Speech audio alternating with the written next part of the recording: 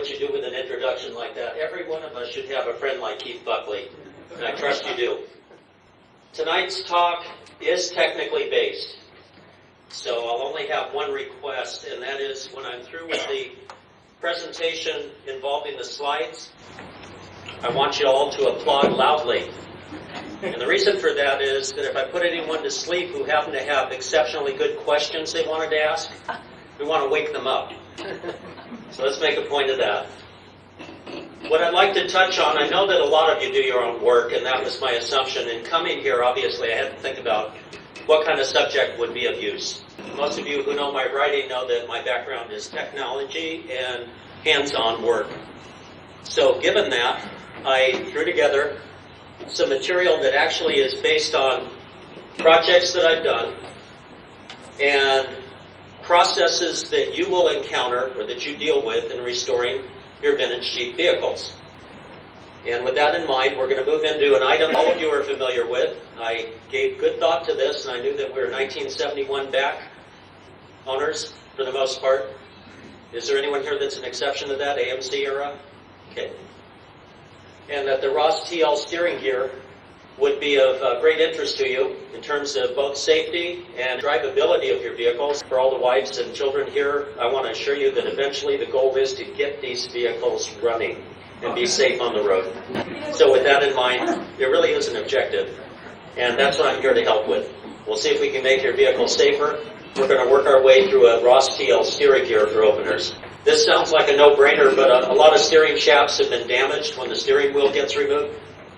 Removing the steering wheel is obviously something you want to use caution and discretion. One of the things you can do with the steering wheel puller is pad the screw thimble itself and make sure that you don't damage the threads or the top thread.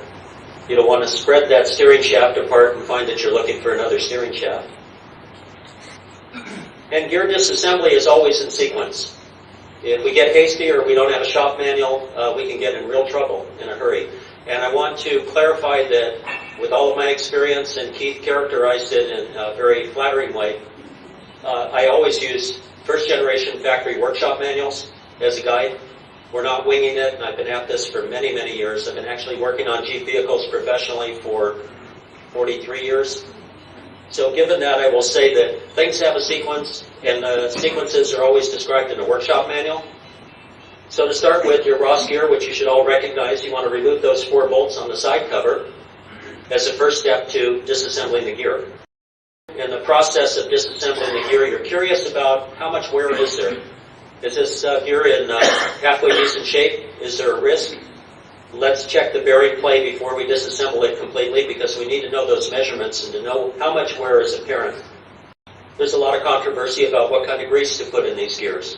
And we have to bear in mind that the recommendations that were made in 1946 may not apply today because there are better lubricants, or lubricants have superseded those types of materials. One of the things that's useful, I find it very valuable, if you have access to, and a lot of you in rural areas where you have bulk plants for Texaco or Chevron or whatever, one of the useful things to do is to get the guides from Chevron or Texaco that cover all of their lubricants. And there are niche products that actually will exceed the quality of the original products that were used in these steering gears. This is a very simple thing. The lever shaft has been removed. Now you have the seal exposed. You can see the bushings and the amount of wear. And again, we're going to review the disassembly sequence so that we avoid damaging the gear. You start removing the pitman arm, then the side cover, then the lever shaft, then the top cover with its shims. You always keep the shims in order.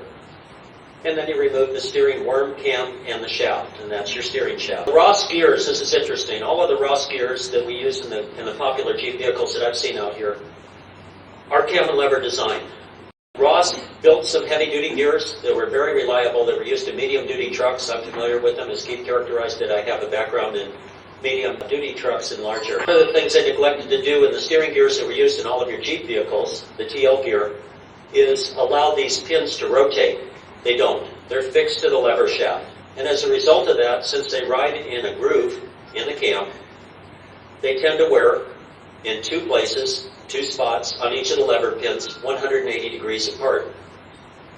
So instead of distributing the wear uniformly around the pin, you end up with the lever shaft pins are worn on two sides. They have flats, and you're looking for those flats when you're examining it for wear. This is a close-up. You can see the illustration there. Right in this area, this is actually right here, is a flat that's worn. And the irony is there's virtually no wear whatsoever in the other areas because they're never exposed to the groove. This again is, these are the pins. These are wear points, the highest wear point. I would say that the cam itself, and I've rebuilt a lot of these gears professionally, the cam is very durable. And unless you've had corrosion or moisture or damage caused by elements, or it's been run dry, or you have a situation where there's been physical damage to the vehicle that could have damaged the lever shaft or the pins. Generally speaking, the highest wear point is right here, and the worm itself is reusable. And we'll get to that in a minute. Again, the pin wear. And you might question, okay, well, it's worn there. What can I do with that? Imagine that you've got something round. Now, a flat here and a flat opposite that. If you attempt to adjust the gear, you cannot adjust that wear out of it. And you've actually created, in some ways, a safety issue. You won't get a reliable adjustment out of that gear. Again, the pin is worn right here.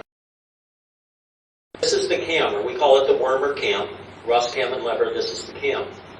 Generally speaking, it is very durable. It's case hardened, tough material. By design, the friction that it is exposed to does not distribute the load unevenly, and as a result of that, they hold up really well. Inside this bushing, you can use the lever shaft to check the clearance when you're out on the bench, and this is a very easy gear to disassemble. You can see how few steps were involved. It's likely that you can rebuild it yourself if you use guidelines, and that's why I decided to show this particular mechanism.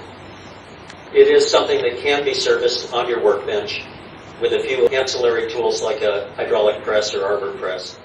Anyway, the wear is in these bushings. If you want to know how much wear there is, use your lever shaft. You can use a micrometer to measure the lever shaft. Measure the lever shaft in different places to see whether it's worn at all, and if it's not worn, you can use the lever shaft inside the bushing and actually measure the clearance between the lever shaft and the bushing. And that is the clearance they're referring to in the manual when they say lever shaft clearance. This bushing is more dramatically worn. Again, you could feel that side play if you were moving the lever shaft. Sometimes you can feel that lever shaft movement without even disassembling the gear. If it's severe enough, you can actually feel it by taking the pitman arm and moving it laterally and sideways, so that you're looking for the clearance between that lever shaft that the pitman arm attaches to and this bushing. And there are a pair of bushings. This gear is disassembled completely, and this is a really good indication of what you can do with glass bead blasting. How many people have a glass bead blaster in their shop? Okay, several of you, and I would guarantee that all of you would sing high praises to your glass bead blaster. They can be purchased inexpensively, some of them a couple $100. They run up to, the quality units are about $600. But a glass bead blaster can take a casting like this housing and literally make it look like new. This is the same housing that you saw in the earlier illustration when we took the 4 bolts off the side cover. The same housing. So I mentioned here, you've all seen it, Glyptal, the paint, the reddish paint that you'll find inside these steering gears. That is an anti-corrosive. It's an alkyd. Keith could probably tell me the formula. But the reality is it's a very effective barrier in what I would describe as the rust belt threats. And in your climate and everything else, it's a good idea. If it has Glyptal in it, and if the Glyptal's intact, don't glass bead it out of there. Leave it in. Wash it down thoroughly. Glass bead the rest of the housing, but the interior of the housing, this area in here where the Glyptal would be, you want to leave the Glyptal there. Okay, now the bushings, if you don't have, I mentioned arbor press or a hydraulic press, and again, that is an item that's not exceptionally expensive. I will mention brand names. You can find them from the Harbor Freight level up, and a couple $100 at Harbor Freight will buy you a 20-ton. When they're on sale, they're even cheaper than that. Press. What I like to do is, you can see in this lower portion, this is actually a bushing driver tool that I don't know why they designed these to be hammered on, because they invariably will flare the ends of the bushing if you actually beat them with a hammer as intended. For removing the old bushings, that's not necessarily a bad idea, but for installing new bushings, I always use a press because it's a more controlled kind of force. But I use the collars, this collar, I use the collars that come with a bushing driver to keep the bushing square when I'm driving it in. I mentioned that NOS lever shaft. When you go hunting for parts, and we all know about this these days, NOS is virtually impossible to find. This is the common wear part. This is the lever shaft with the 2 pins that wear. And when you go hunting these parts, you'll find the bushings readily. The bearings are generic. You can get them from a bearing supply. Make sure you're using bearing grade. The shim kits are available aftermarket, and they're not bad. I have some concerns about the aftermarket bearings, the ball bearings and races. The races, if they're offshore, you have to look at them, make sure they're the quality that you want. In terms of an NOS lever shaft for a Ross TL gear, this is virtually a holy grail part, would be a way to describe it. You're looking for something that is near impossible to find. And I've been educated recently to understand that even if it's NOS, and even if it's in a factory box, it doesn't necessarily mean that it is a top quality part. And this is really important to emphasize, because I've always sworn by the use of NOS, if it had the Jeep label on it, it's good to go. In the earliest part of the AMC era, people were taking parts left over. In some cases, they were one-off parts, not way out of tolerance, but not necessarily optimal, and reboxing them in Jeep boxes. And so I would be conscious of that. You want to make sure that the quality of the pins, the lever shaft itself, this is a safety item, obviously. You want to make sure the quality is there. And I'm counting heads here to see how long it takes to exhaust the market. But there were other manufacturers who used the Ross TL gear, Studebaker in particular. And when I was doing mechanical restoration work, I was able to get the TL lever shafts from Studebaker's West and other Studebaker suppliers. And they were NOS genuine Studebaker replacement parts. If we go after them as Jeep owners, and if in fact they have the same pitch on the splines and they will fit, then you have to of course make sure of that. I have a feeling that supply would be exhausted fairly quickly too. This is actually that Harbor Freight press that I'm not embarrassed or ashamed to say I have in my shop. And it's a hydraulic press. This is the bearing driver tool, basically a bushing driver. And I have it on the collar of the bushing, I'm pressing it in. I use the Sunnen, the B200L that I talk about as an anti-galling oil. Machine shops use it. You can get through machine shop supplies. When that bushing goes in, it'll prevent galling or the sticking of the bushing. This is a broader view of the same thing. Be careful when you install the bushings, don't block the oil holes.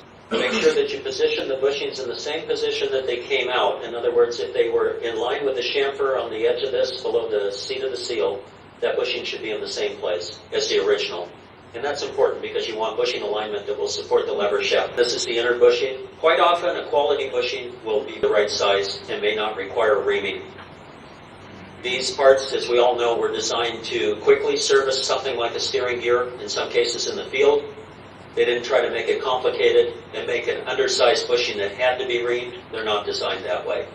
So in many cases, you'll find that your side clearance is right. If you install the bushings carefully, you're able to actually get by without reaming, or a light reaming is all that's required. Didn't beat them in, put them in with a press. This is actually a kingpin reamer. I purchased this through Goodson Tool, and they come sized for, they don't have a large spread in terms of what they'll fit, so you have to make sure you get one that will work with the bushing size that you're working around. And this has actually been reamed. This is the new bushing behind the seal. It's been reamed. Actually finish it with a brake hone. It gives it a slight burnish. It gets rid of, I don't know, all of us have had wonderful experiences with reamers, and you have to use them very carefully because in bronze especially they will gall or stick and they will chatter. And so even with the best reaming, the finish that I put on with the 3-stone hone brings it to the finished surface that I want. Actual tolerance. These are factory tolerances for the Jeep Universals. The Ross TL gear, you can see that's half of 1/1000th of an inch. So be really careful when you ream these things. Don't oversize them or you'll be buying another set of bushings. By the time you finish them with a stone hone, at that point they should finish in this range. And I like to use about 1/1000th for oil clearance. So make it a little bit snug before you actually do the finish hone on it. This is 1/2,000th or 5/10,000ths to 1/1000th of an inch. It's not uncommon. The gear has been disassembled improperly or just in service has had a lot of jostling around. This is a plug at the bottom end of the TL gear. Generally, I will leave that in place if it is not leaking and I don't have reason to suspect there's a seal leak around the base of the tube and the plug. And you'll see oil seep out of these sometimes. If it is leaking, then I will remove it from the housing. And this is actually just a brazing process. I use bronze. And I braze the tube to the plug without distorting the plug itself. From the outside, from a cosmetic standpoint, you cannot tell that that's been brazed. All the brazing's on the inside. And now this will seal. This plug will seal at the bottom end of the housing when I put it back in. Again, glass beading is a wonderful way to check for flaws. I glass bead the worm. I'll show you the results in the next photo. You virtually end up with a surface that if you go over it with a wire brush, I have a wire brush on my grinder with a medium grit, polish the surfaces of the grooves, and that's the result that you get. I'm able to reuse that cam. Same thing on the top end. I glass beaded the whole shaft, so in this case I went back to the wire brush and used the wire brush to polish the threads at the end of the steering shaft and the serrated teeth. Chromium balls are available. I get them from MSC. You can get them from Bearing Supplies. They're inexpensive in bulk, and they're a common size. Like them, you will have no problem matching up the size. The ones out of the packages from MSC are always the right diameter. So that part of it is easy. Quite often the races, because this is not a spinning assembly, the worm shaft is not spinning constantly. So the worm races are generally in good shape. I'll often polish them up with a wire brush and just reuse the races. And they often are in better condition when you've reused the originals than the offshore made in X country replacement races. This Starplex II is a chassis grease that I happen to like a lot, highly viscous. I coat the parts with that before assembly. I don't want friction when I adjust it. Now we have the bearings attached to the top and bottom end of the worm. There's circlips that hold the bearings and the races in place. We drop the shaft through. We make sure it's fitted, turning freely. It's a finger press to put that top bearing into the housing. It should not be a force fit. This is the bottom end. This is where the plug will go in. The plug and the horn wire tube that I just brazed will go in here. On that end, where I want to get a good seal, I do use good old-fashioned, and this is definitely CJ2A era material, the Forma Gasket one. It's a hardening type sealant. I'll coat it. This will wipe off with alcohol. You don't want to dilute the material that you put in that bore area. When you wipe it with alcohol, it will tend to dissolve some of this, so be careful when you wipe it, but you can get that excess off readily with alcohol.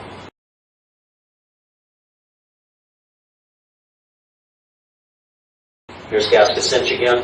You can coat gasket cinch very thinly on the shims. This will prevent seepage of oil out of the top of the gear through the shims. Threads on the cover bolts can also be coated so you don't get wicking of oil out of there. If you look in the manual, talk about steering wheel in place. You want the worm shaft to be no end play. If you have concerns beyond that or you're a precise kind of guy, you can use a dial indicator and actually physically check to see if there's end play between that worm shaft and where the bearings ride. You move the worm shaft up and down, you check the end plate down at the bottom here. You're actually using a dial indicator. Another way, and this is a technique I use, I'm not going to give you a specific spring tension. We did this earlier today with the steering knuckle, where we knew what tensions we were looking for. This is a fishing scale, but a quality one. And what I do is I wrap a string around the worm shaft. And what I'm looking for is, Jeep is telling me this should be able to turn freely, the worm shaft with the steering wheel. No drag, no notchiness is what you're looking for.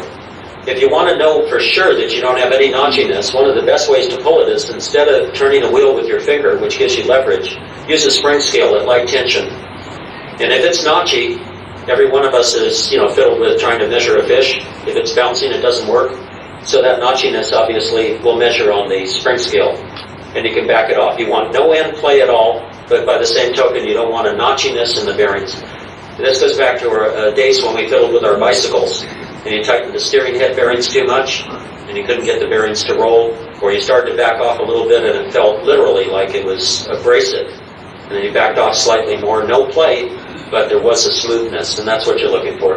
Okay, this is the new lever shaft.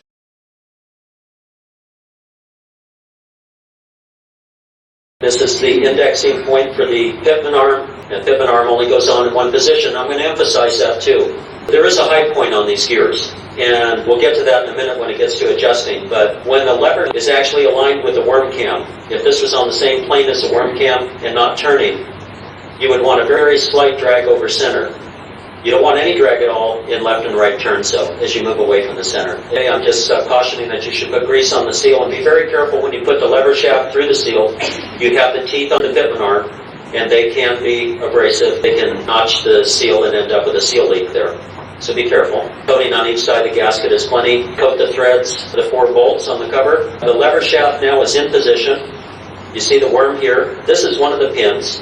The opposite pin is right in this area on the worm. And you can see that this is in the straight ahead position because we see both of the pins engaged. Now, one of the things I want to comment on is when you turn left and right, logically, one of these pins drops out of the worm, the other one remains in it. By the angle, that's the way it's designed to work. So the only point you want to feel drag is just over center. And when you line up your pitman arm and your steering linkage and all of that stuff, there is a distinct goal to make sure that the steering gear is on absolute center at that slight drag point when the vehicle's wheels are in the straight ahead position. Again, you can see the pin in there. The other pin is up in this area here. Gasket cinch. Adjuster screws they're very hard, they're case hardened. Look for chipping and damage, a fracture. There's a lot of kickback from the lever shaft, and the only thing that is supporting the backside of that lever shaft is this adjuster screw. So make sure it's in good condition, replace it if necessary. Okay, and that's over center drag that I described. You want to turn to the left and right extremes, and you want to use the spring scale to rotate the steering shaft. And actually, you can put the steering wheel on the top of the shaft to simulate what's going on if you're doing it in the vehicle. Or you can estimate the length of the radius of the steering wheel. And if you have a ratchet that's about that length, put the nut on the top of the steering shaft and rotate it with a ratchet, holding the ratchet at the same position that would be the rim of the wheel. And use your spring scale to pull the tension through the center point just to discover where that over center drag is. And it is ever so slight. But the idea is no play there. The specification that you'll find in your manual. And I use gasket cinch on the adjuster screw to make sure we don't wick oil out of there. Check the over center tension again after you've tightened the nut because it can change the adjustment of the screw. So verify that you're still exactly at the same point with drag over center. And if you've done it right, you've just completely rebuilt the Ross TL gear. Again, the next step would be when you install it back in the vehicle, make sure that the pitman arm is in such a position that the wheels are straight ahead when the steering gear is in its centered position, where that slight drag position is. Now we're going to paint it. I've discovered, and some of you may be using it already, the epoxy primers are just outstanding. Get into that a bit later, but the catalyzed primers, they're great for everything except for your lungs. They're not good for your lungs. In that sense, make sure you're using a quality respirator or fresh air system if you're using a gun and spraying it. Believe it or not, as nice as this looks, this is a primer coat, and the epoxy 2-part primers will work as long as you're not using them in an environment that has ultraviolet. Something like the frame, you wouldn't want to use it because it's exposed to sunlight and would break down. But that primer, actually in a non-UV environment, will hold up like a finish coat. And I use it quite often on transmissions, bell housings, and castings.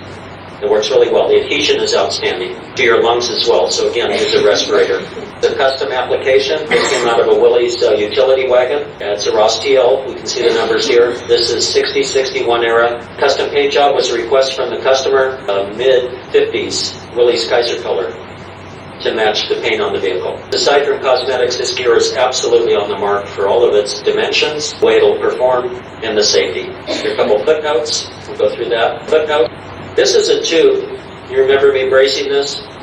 When you do not remove the lever shaft before taking the top cover off the gear and taking the worm shaft out, imagine you take the 3 bolts off the top cover and you attempt to pull the worm out of there. You have not removed the side cover or the lever shaft, which I emphasize is the sequence. You end up bending the horn wire too. As restorers, we think about this. These parts are getting scarcer all the time.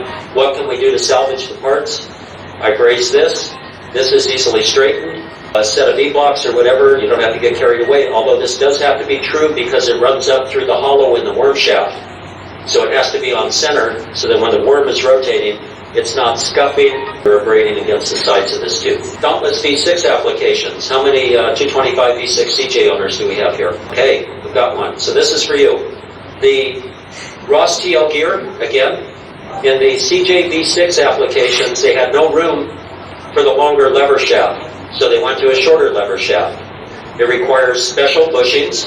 One of the bushings is longer than the other one because the case is really narrow. You still have to support the lever. So one of the bushings has to be longer to give the same support as the two bushings that are the matching sizes on the longer lever shaft models. One of those bushings, it turns out, if you're getting aftermarket, even quality bushings, I'm fetishist about this. Turns out when you go to install it, it's going to cover the oil hole slightly. We can't have that at the Ludel place. So I take a die grinder and I put this notch and even polished it right here so that when this bushing is installed in exactly the same position as the original, you see how long that bushing is? This long bushing. When that's installed, this will index with the oil hole in the case, and there won't be any obstruction of oil. This is that reamer tool I was talking about. The beauty of using a kingpin reamer, if it has a cone on one end, it's self-centering. You can use that cone to actually true the one bushing that you're cutting with the other bushing. And that's really important because if you cut the bushings separately, you'll end up with misaligned bushings. You might have perfectly sized bushings. You go to push the lever shaft through and it won't fit. And the reason for that is that you've done one bushing, you've done the other bushing, but this plane here, they're not aligned. So using a kingpin reamer that has a cone, this is a cone on this end, that's tapered, will actually feed into one of the bushings, hold it on center while you're cutting the other bushing. You flip it over the other way, and you do the same thing coming back. And in the process of doing that, you end up with bushings that are perfectly aligned and cut to size. This again is a dial indicator being used to measure the lever shaft. This is our lever shaft again. The clearance between that and the bushing. How are you going to measure that? Put your magnetic stand on the housing and measure the lever shaft up and down in this way, and that's the radial run out of the lever shaft. For the gentleman in the back with the V6, this is the lever shaft in your TL gear. If you have an early V6 model, this is the lever shaft. And you notice how much shorter it is than the one that's used in the other models. So to support this with the same stamina that you would find with a long shaft and two bushings, they give you one long bushing and one short bushing to accommodate that. Why is it like this? Remember, the V6 is taking up more space in a four-cylinder chassis, and that steering gear apparently is going to get in the way. Likewise, this is unique to the V6 models. Notice the shape of the pitman arm. And what's interesting in this case, this is a damaged pitman arm. This is the original. When you have early Jeep, all your early Jeep products that have the metal cups and spring-loaded drag links, these are the kinds of problems you have with the ball ends of the pitman arm. So this is worn out. Went to replace it. The only pitman arm available was an offshore source. And I'm going to be really frank about this. The indexing mark to tell you what spline it should align with. Remember that there's an index across the lever shaft. This mark right across here from the factory was non-existent on the new lever shaft. So what I ended up doing is I matched them perfectly. I took the original lever shaft and pitman arm, set them up. You see the levers are down here. And I made sure that they were both aligned perfectly and that I was on exactly the right tooth because, again, we want this pitman arm to be on dead center when the wheels are pointed straight ahead. We want to be on the center of the gear. So the pitman arm position is critical. This is a facsimile of using the spring scale to adjust the worm bearings. I mentioned that earlier. I happen to be using a bar here that has a hole in the end of it that I can hook the scale on, and I rotate it with the spring scale. This is that pitman arm installed. It's getting ready to be painted. This is the paint that I described earlier, two-part catalyzed epoxy primer. It's actually a primer. Put on a nice even coat, looks like a finished coat. Okay, that's it for the Ross TL here.